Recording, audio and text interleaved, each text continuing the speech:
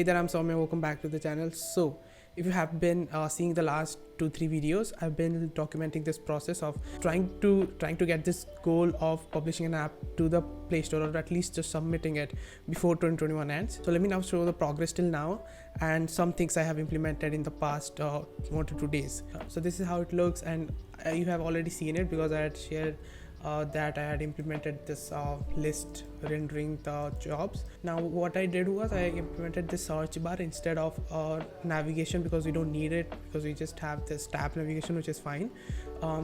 So what happens now is that if you want to work on React, I guess, right, so you can just type React and you can see just filter, the jobs will be filtered. Let's say engineer, right, some kind of engineering jobs. So you can see all the jobs that have engineers in their name will be filtered and shown to you, and you can just tap cancel and the keyboard and everything. Okay, I have to fix this. I just saw this error now. That is something. So I implemented the search bar. Now if you go to profile, the user will see his name and the email with which he has logged in, and there is also a logout button that I added. Now if you just tap the logout button, you will be out. And if you had seen the previous videos, I had just the email and password, but I wanted to show the name. So now I am also asking the user his name while logging in or registering. Now so that is the progress till now, and I've written down some things on my Notion, some cards that I need to do today. So I will be adding a Gmail login, because that's convenient. Obviously, I mean, that reduces the friction of a user signing up into the app. So I'll be implementing that, and I will also be adding a saved screen where the user can see the and if you remember, I had implemented already the Firebase backend stuff, Firestore's database stuff.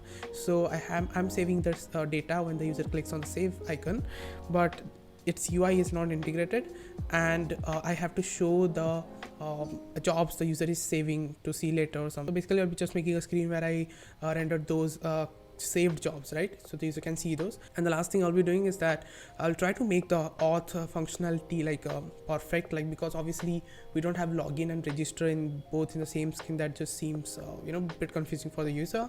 So there will be like a login with Google to all this stuff. So let's try and do it.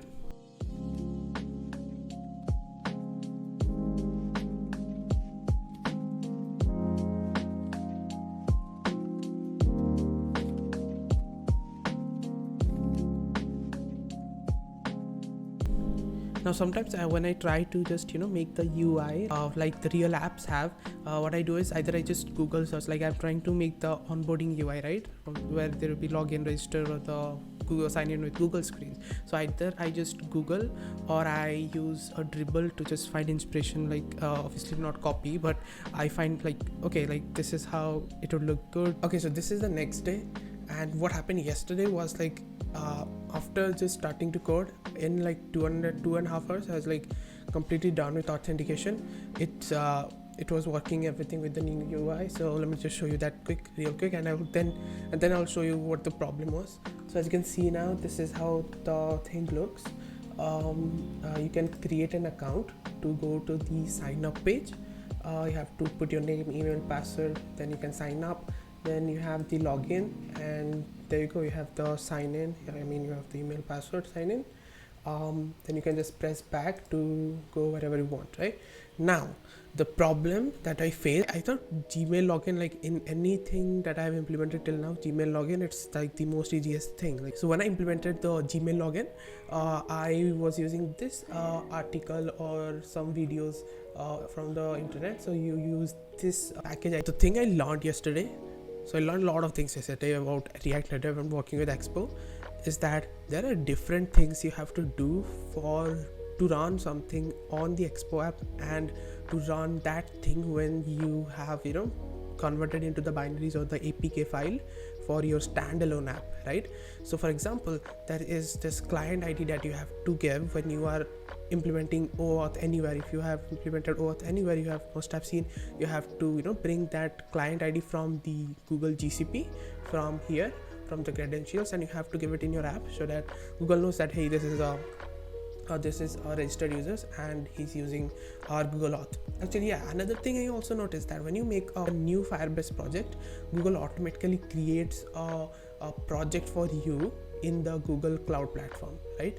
So you just have to go there, go into credentials, get that credential ID. So to not face the problem I faced, you should know that if you are trying to make the Google login work in your Expo Go app, you have to actually provide that client ID to Android client ID. And if you are trying to make the app work after you install the app, after you install the APK of your app, after building that Expo run, Expo build, whatever, you have to provide a client ID to Android standalone app client ID variable, right?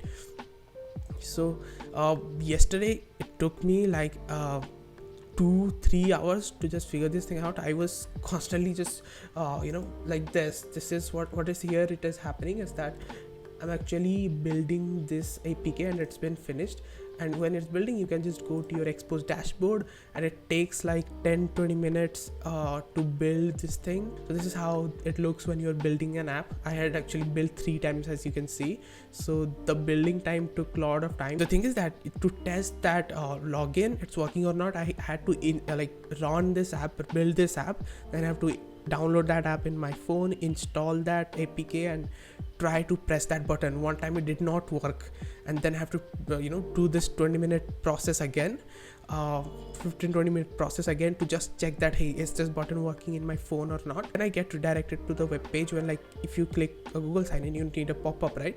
That happens. But I faced another error, that is the that said Android URI mismatch error. So I found this post really helpful to solve it. That is what happened. I was not expecting it to take so much time, so it took a lot of time, and because of this I just woke up late and missed my first class in college. Yeah, I missed it, right? Yeah, that's what happening. I'll just build this file, go attend some classes and come back and implement some other things like showing the saved cards and all those stuff, or else I just have to go through the 2000th post of Stack Overflow to figure it out. But yeah, it is what it is. So let's see what happens. Okay, so today is 31st of 2021, and the good news, there are 2 news. The good news is that, so according to what I had planned, the MVP, that you will be seeing some jobs in the app and you will be clicking in, going there, seeing the details, and then pressing something, going to the apply page of the job, and then saving the job, then logging out, logging in, authentication, good authentication, everything is done, and I'll be showing you that now in some seconds. But the bad news is that today in the morning, actually yesterday also, I went through how to upload the app to the Play Store. Then I you have if you don't know, that's a $25 fees of uploading an app into the Play Store by Google when you are actually opening a Play Console account. So when I had to pay everything, I had just filled everything, then I just gave my debit card and all the stuff, and then it just gives me this error. I was like, why did I not consider this? And today I also tried with a different debit card. It's it works internationally transactions, but even that failed. So I googled a bit and found out that most of the time the credit card, when you use credit card, the payment works, but sometimes debit card does not work for some reason. Now the problem is that I don't have a credit card because I just don't have a credit card. So I don't think I have any option, and I don't know anyone who has a debit card, so I don't think I'll be able to upload the Play Store, which is such a bummer, right? After making this app and doing all these things. But I mean, what can I do, right? Can I do something? Just let me know in the comments if you had faced this error sometimes. So I've installed the app in my phone, and let me just show you how it looks. Cool. So this is the app, Remote Hub, as you can see here. So if I just open it, there you are on the onboarding screen, So here you have options to, you know, sign up or sign in. I already have an account. I'll just go and tap the things, and now if I just press login here, you will see a alert error, that error handling is also being done. So I just tap the password, and if you just tap login, it will show a spinner, and you will just log in now. Boom. And these are the jobs that you can see. You can just scroll down, they will keep loading lazily, I guess. And that's how you see all the jobs. And if you just tap on a job like senior software engineer, so this is how it looks. You can just scroll through things or just tap apply, and it will show the apps you can use to open this site, and you will be redirected to that site. So it's from remoteok's.io. So it's a really great site to find remote jobs. So yeah, you can just go here.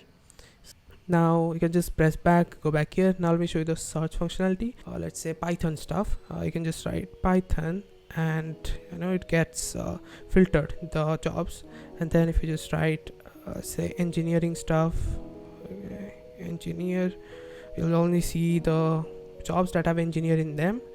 And yeah, that's how the search functionality works. Now if I just tap cancel, you'll see the keyboard will go, and this will just clear out back to normal.